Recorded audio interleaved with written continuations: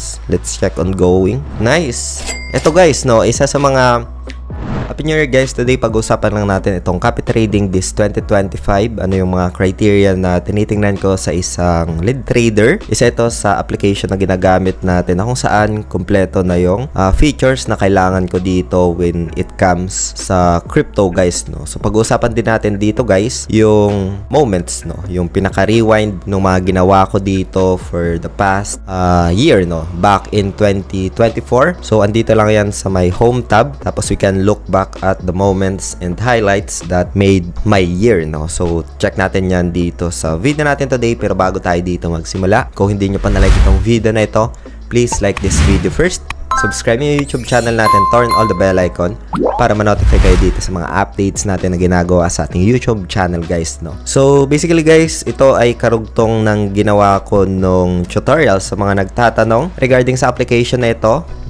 sa kung paano siya mag-work. Isa ito sa mga features na rin yung i-discuss natin na kasama dito sa application na ginagamit natin na kahit cellphone lang ay pwede nating i-access guys, no. So yun, puntahan natin dito guys. Makikita natin sa my home tab ito. So yung official link naman na ito guys, lalay ko na lang sa description ng video na ito para papuntahan nyo, no. And sa end part ng video, discuss or share ko na lang yung ginawan ko ng update or idea tutorials sa mga nagtatanong gamit yung spot, no, itong spot nang saan how to earn. Meron din tayo ditong tutorials, no, dito sa my futures. Again guys, ang trading sa crypto is very risky if you don't understand, if wala kang experience, risk management. So much better to learn first and gain experience, no. So yun, nandito tayo ngayon sa home tab. Puntahan muna natin itong rewind by year, no. So select ko lang ito. Ayan. Start your crypto rewind. Hit play on your 2024 highlights. So dito ay agree ko lang para makapag-start tayo ng rewind guys, no. Start my rewind. Ayan. Let's rewind back to your opening track. So tap next ko lang ito. Let's tap for more, no. Yan yung assets as well as dito na lang tayo guys, no, sa diversified across 18 crypto categories, yung mga sector, no. So kasama dyan yung top, which is the high market cap, BTC, Ethereum. We have allocated sa meme, ayan yung like Doge, Shiba Inu, Floki. NFT sector, meron din tayo Proof of Work, AI, GameFi, and inscriptions guys, no.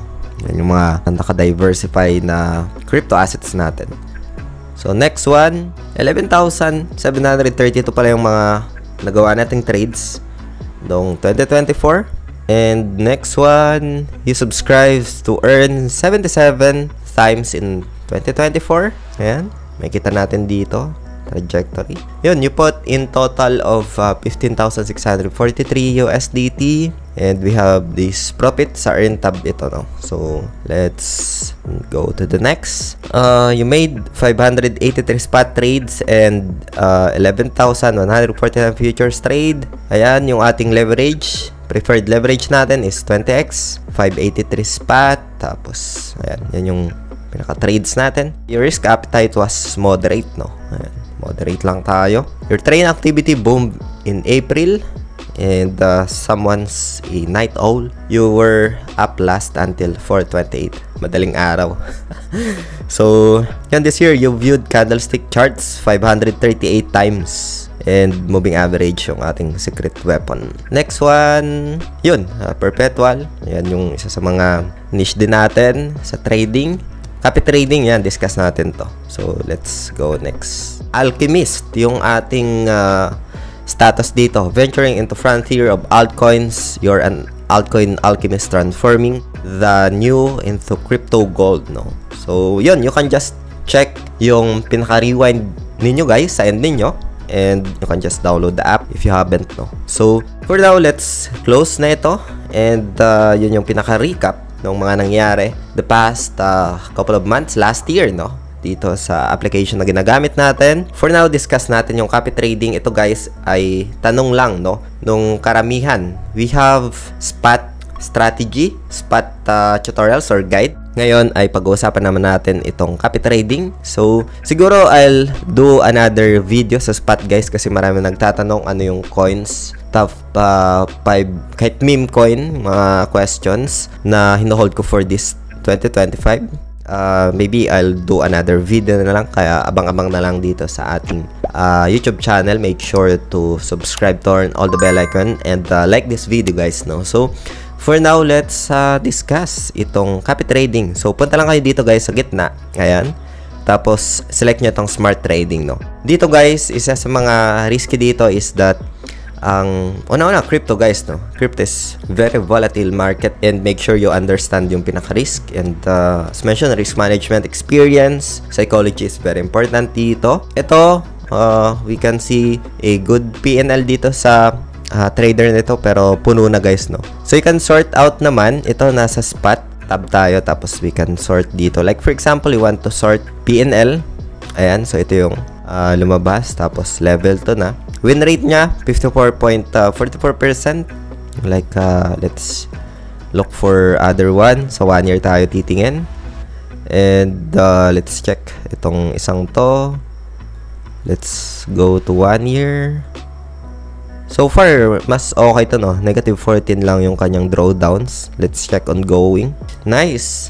Ito guys, no? Isa sa mga tinitingnan ko criteria dito guys, yung ongoing tapos yung performance. At least, yung drawdown niya is below doon sa 20%. Ito, ang drawdown niya dito, negative 14. For me, this one is good. And asset under management, medyo malit pa lang. Wala pa siya masyadong responsibility dito. Accountability. Yan lang yung medyo challenging. Kasi pwedeng bago lang yung trader na ito.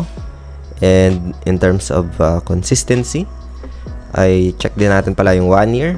Ayan. So days without profit 195. Days without loss 166. Pero so far guys, ito kahit paano maganda yung mga ongoing trades niya dito guys, no? Hindi pa niya ito nako-close. Once na ma-close niya to, this reflects sa performance niya guys, no? So yun, isa sa mga criteria na tinitingnan ko dito guys. This is on the spot, no?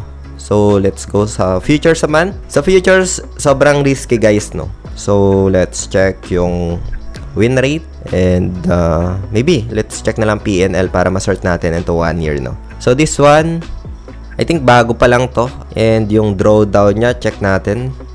So far guys, maganda yung performance nito, no? Check natin sa ongoing. Ito lang, medyo nag-fail lang dito sa part na to. Nag-long siya dito. I think this is momentum play. 98,470. Kala niya mag-aakyat pa yung presyo. Malaki-laki to guys. Fail ito para sa akin.